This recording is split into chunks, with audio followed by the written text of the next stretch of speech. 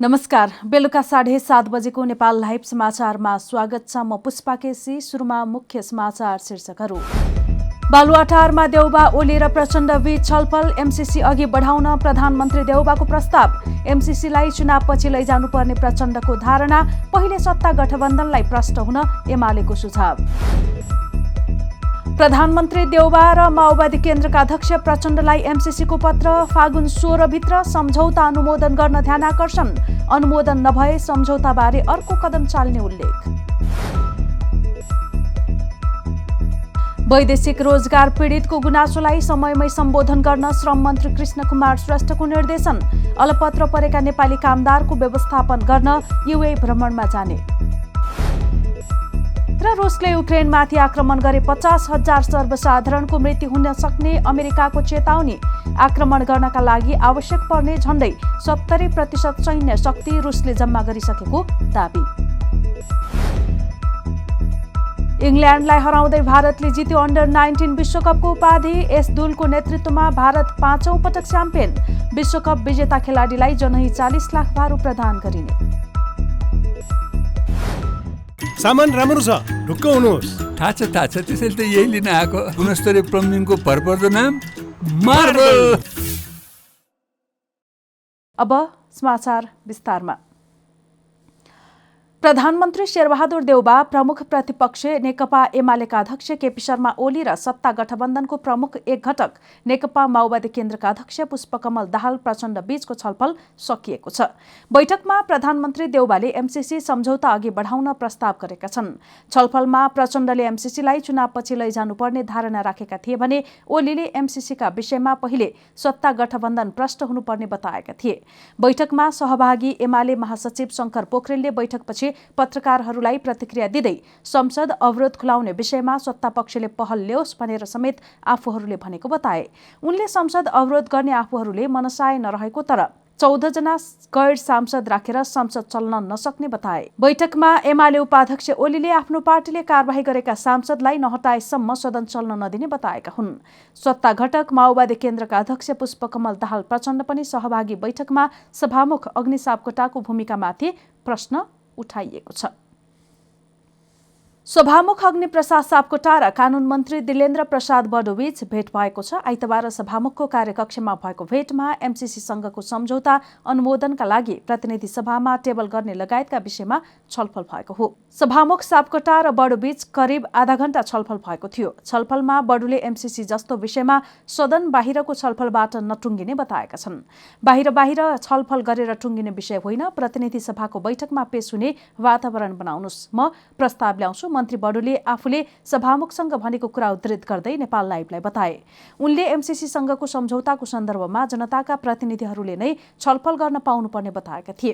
त्यसलाई स्वीकार गर्ने वा नगर्ने अधिकार पनि उनीहरूकै भएको मन्त्री बडुको भनाइ थियो। औपचारिक रूपमै जनताका प्रतिनिधिले बहस गर्ने वातावरण बनाऊ, त्यसबाट जनता र जनताका प्रतिनिधिले के चाहन्छन् भन्ने पनि प्रष्ट हुन्छ।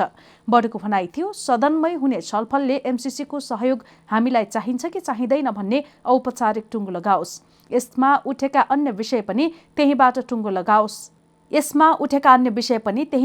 लागोस्। प्रतिनिधि सभाको अर्को बैठक माघ 26 गतेका लागि बोलाइएको छ, तर त्यस अघि नै कार्यव्यवस्था बोलाउन बडुले आग्रह गरेका थिए। अमेरिकी सहयोग नियोग मिलेनियम च्यालेन्ज कर्पोरेसनले आउँदो फागुन 16 भित्र एमसीसी सम्बन्धी सम्झौता अनुमोदन गर्न ध्यानाकर्षण गराउँदै नेपाललाई पत्र पठाएको छ। एमसीसी मुख्यालयले प्रधानमन्त्री शेरबहादुर देउबा र सत्तारूढ गठबन्धनको दल नेकपा माओवादी केन्द्रका अध्यक्ष पुष्पकमल दाहाल प्रचण्डलाई संयुक्त पत्र पठाएर सम्झौता अनुमोदन गर्ने अन्तिम समय सीमा सम्झाएको हो। एमसीसीले देउबा र प्रचण्ड दुवैले मागेको समय सीमा सम्झाएको छ। यसअघि असोज 13 मा देउबा र प्रचण्डले एमसीसी मुख्यालयलाई लेखेको पत्रमा सम्झौता संसदबाट अनुमोदन गर्ने प्रतिबद्धता जनाउँदै 5 महिनाको समय सीमा मागेका थिए। त्यो समय सीमा 28 फेब्रुअरी अर्थात् 16 फागुनमा सकिँदैछ।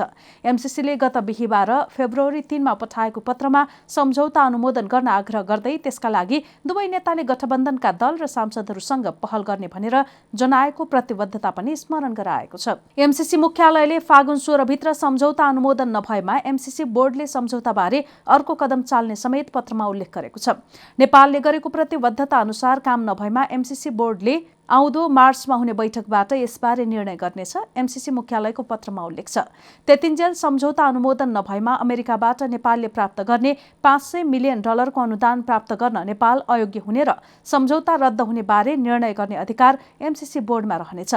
एमसीसी मुख्यालयले पत्रमा भनेको छ, त्यो निर्णयले नेपालमा एमसीसीको सहकार्य र साझेदारी पनि अन्त्य हुन सक्छ। पछिल्लो 24 घण्टामा 1386 जनामा कोरोना संक्रमण पुष्टि भएको छ भने 11 जनाको मृत्यु भएको छ। स्वास्थ्य तथा जनसङ्ख्या मन्त्रालयका अनुसार देशभर 9251 नमुना परीक्षण गरिएको थियो। 6443 जनाको पीसीआर परीक्षण गर्दा 1183 र 2808 जनाको एन्टिजेन परीक्षण गर्दा 203 गरी 1386 जनामा संक्रमण पुष्टि भएको छ।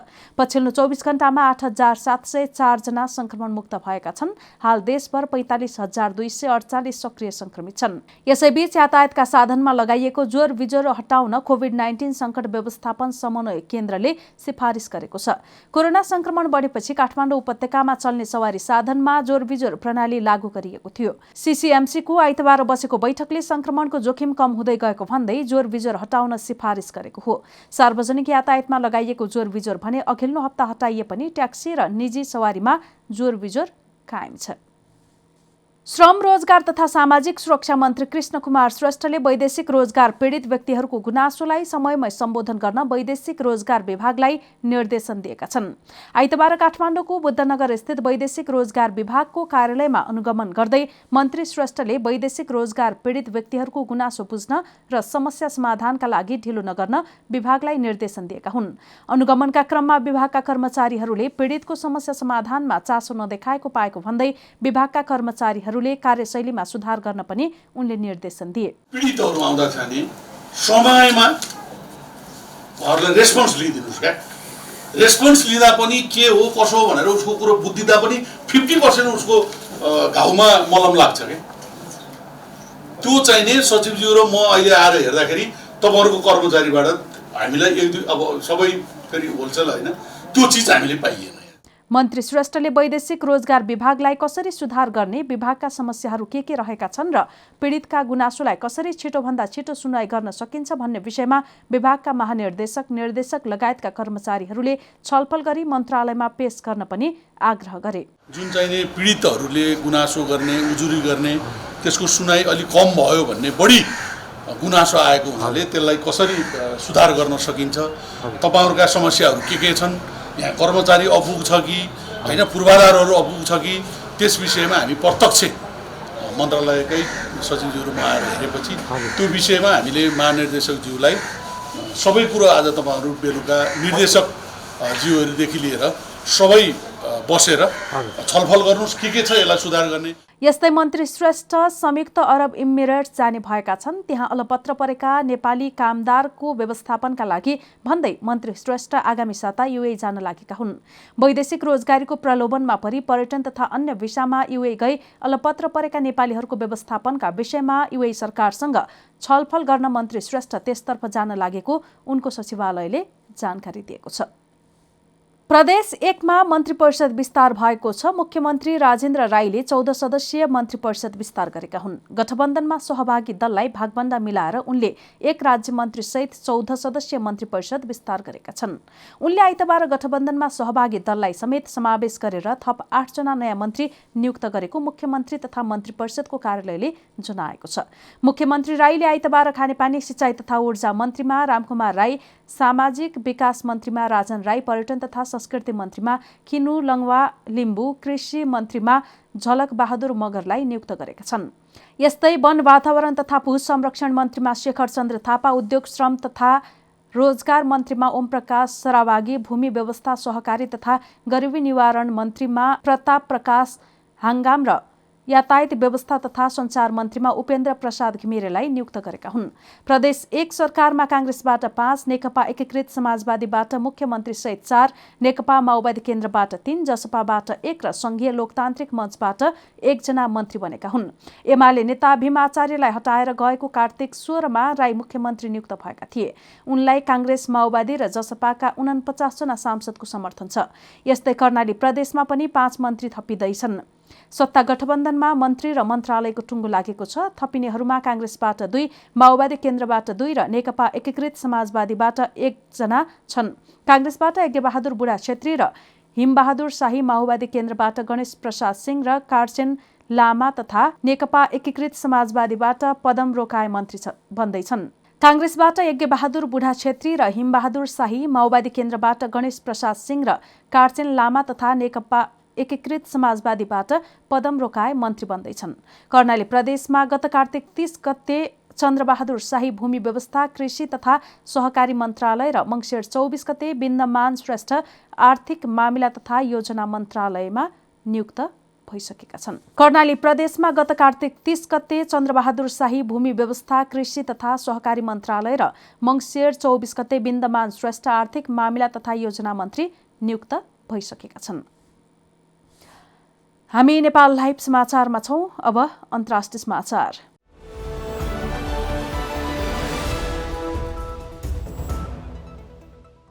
अमेरिकी सुरक्षा अधिकारीहरूले युक्रेनमाथि रुसले आक्रमण गरे 50,000 सर्वसाधारणहरूको मृत्यु हुन सक्ने चेतावनी दिएका छन्। राष्ट्रपति जो बाइडेनको नेतृत्वमा रहेको अमेरिकी प्रशासनका वरिष्ठ सदस्यहरूले वाशिङटनमा राजनीतिज्ञहरूलाई यसै साता दिएको पछिल्लो गोप्य सूचनामा सो कुरा भएको अमेरिकी सञ्चार माध्यमले जनाएका छन्। युक्रेनमाथि पूर्ण रूपमा आक्रमण गर्नका लागि आवश्यक पर्ने झण्डै 70% सैन्य शक्ति रुसले जम्मा गरिसकेको अमेरिकी अधिकारीहरूको दाबी छ। अधिकारीहरूले त्यस्तो आक्रमण भएको अवस्थामा युरोपमा शरणार्थी सङ्कट उत्पन्न हुने जनाएका छन्। तर रुसी राष्ट्रपति भ्लादिमिर पुटिनले आक्रमणबारे निर्णय गरे नगरेको विषयबारे भने आफूहरूले बताउन नसक्ने कुरामा उनीहरूले जोड दिएका छन्। मस्कोले भने युक्रेनमाथि आक्रमण गर्न आफ्नो योजना नरहेको बताउँदै आएको छ। तर युक्रेनसँगको सीमा नजिकै रुसले बख्तरबन्द गाडी र तोपसहित हात हतियार अनि हवाई सामर्थ्य देखिने गरी झण्डै 1 लाख सैनिक तैनात गरेको छ। रुसले युक्रेनको दक्षिणी क्राइमिया प्रायद्वीपलाई आफ्नो नियन्त्रणमा लिएको र पूर्वी डोनबास क्षेत्रको रक्तपातपूर्ण विद्रोहलाई समर्थन गरेको झण्डै 8 वर्षपछि तनाव पुनः चर्केको हो। मस्कोले युक्रेन सरकारलाई पूर्वी क्षेत्रमा शान्ति पुनर्स्थापनाका लागि अन्तर्राष्ट्रिय सम्झौताहरू लागू गर्न असफल भएको आरोप लगाएको छ। नेपाल लाइभ समाचारमा अब खेल समाचार।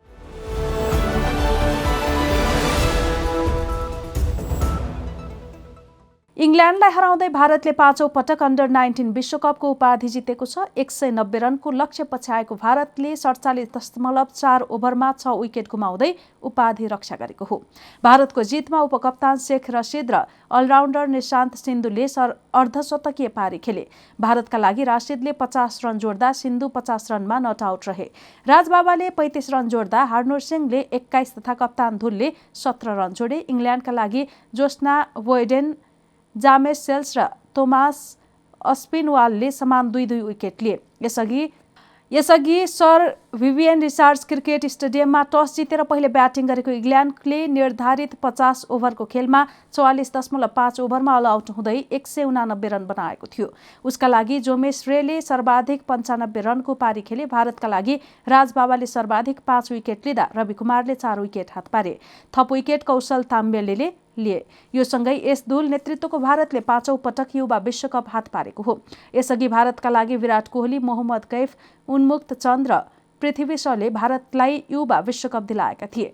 यसैबीच विजेता टोलीका खेलाडीहरूलाई जनही 40 लाख भारतीय रुपैयाँ प्रदान गरिने भएको छ। बीसीसीआईले विश्वकप जितेको भारतीय टिमका प्रत्येक खेलाडीलाई जनही 40 लाख भारु प्रदान गरिने जनाएको छ। सामान राम्रो छ, ढुक्क हुनुहोस्। थाहा छ त्यसैले त यही लिन आएको। गुणस्तरीय प्लम्बिङको भरपर्दो नाम मार्बल। नेपाल लाइभ समाचार सकिएको छ। समाचारको अन्त्यमा मुख्य समाचारका शीर्षकहरू फेरि एकपटक। बालुवाटारमा देउबा ओली र प्रचण्ड बीच छलफल। एमसीसी अघि बढाउन प्रधानमन्त्री देउबाको प्रस्ताव। एमसीसीलाई चुनावपछि लैजानुपर्ने प्रचण्डको धारणा। पहिले सत्ता गठबन्धनलाई प्रष्ट हुन एमालेको सुझाव। प्रधानमन्त्री देउबा र माओवादी केन्द्रका अध्यक्ष प्रचण्डलाई एमसीसीको पत्र। फागुन 16 भित्र सम्झौता अनुमोदन गर्न ध्यानाकर्षण। अनुमोदन नभए सम्झौताबारे अर्को कदम चाल्ने उल्लेख। वैदेशिक रोजगार पीडितको गुनासोलाई समयमै सम्बोधन गर्न श्रम मन्त्री कृष्ण कुमार श्रेष्ठको निर्देशन। अलपत्र परेका नेपाली कामदारको व्यवस्थापन गर्न युए भ्रमणमा जाने। र रुसले युक्रेनमाथि आक्रमण गरे 50,000 सर्वसाधारणको मृत्यु हुन सक्ने अमेरिकाको चेतावनी। आक्रमण गर्नका लागि आवश्यक पर्ने झण्डै 70% सैन्य शक्ति रुसले जम्मा गरिसकेको दाबी। इङ्ल्यान्डलाई हराउँदै भारतले जित्यो अन्डर-19 विश्वकपको उपाधि। एस दुलको नेतृत्वमा भारत 5औं पटक च्याम्पियन। विश्वकप विजेता खेलाडीलाई जनही 40 लाख भारु प्रदान गरिने। नेपाल लाइभ समाचार आज यति नै। हाम्रा अन्य कार्यक्रम नेपाल लाइभको Facebook page, YouTube channel, Twitter र हाम्रो वेबसाइट नेपाललाइभ.com मा पढ्न र हेर्न सक्नुहुनेछ। नमस्कार।